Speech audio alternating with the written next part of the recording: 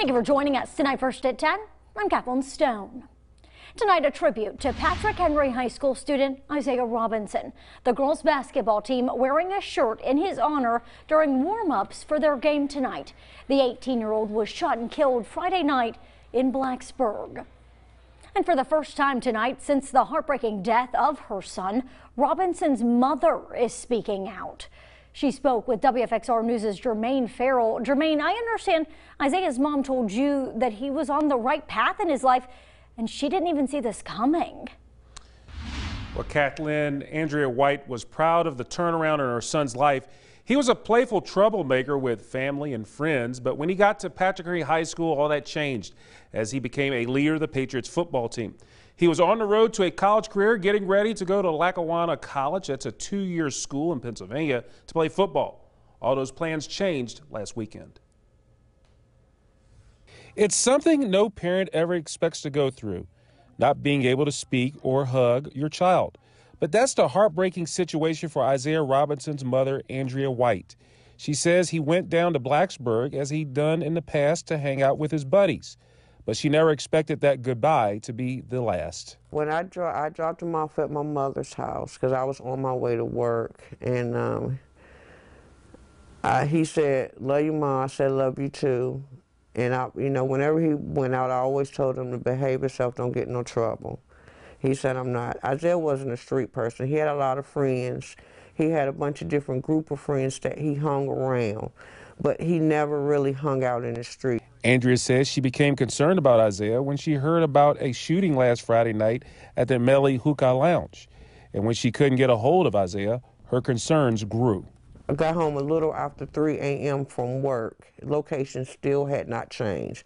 Still, no response from Isiah. I said, well, maybe during that, he might have got in a scuffle or something and dropped his phone. In my mind, I'm thinking that he dropped his phone. So I immediately, me and my boyfriend, drove to Blacksburg, not knowing what was going on. I pulls up, get out the car, they had the streets blocked off, police out there, and it's just immediately my body just starts shaking. I couldn't even hold my phone to show the detective a picture of Isiah because, I told him I was there because that's where the location of my son's phone was, and I was looking for his phone. Police officers told Andrea to meet them over at the police station. They started to ask her questions, but in her mind, Andrea thought Isiah might have gotten into trouble. Sadly, that wasn't the case.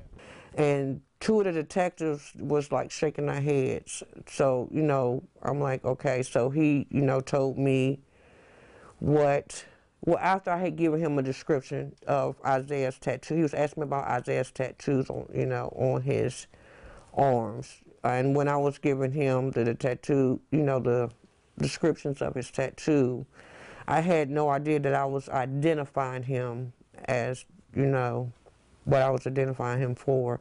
And then, he told me about how many people got shot, and then he told me that Isiah was the one that didn't make it.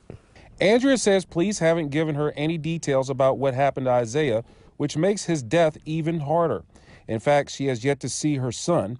Andrea says her son's body is still with the medical examiner's office. And another more painful part of the situation, Andrea says, is the misinformation coming out about her son through social media and other sources. As a mother, it's hurtful. I want to lash out, but, now it's not the time for that. So, but people going to talk, they're going to say what they want to say, whether it's the truth or not. I mean, I know the truth. So as long as I know, that's all that matters. Andrea is thankful for the outpouring of support for her family and Isiah. I didn't know that Isiah was loved like that. I really didn't. Coming from that bad little boy to, one of the top athletes.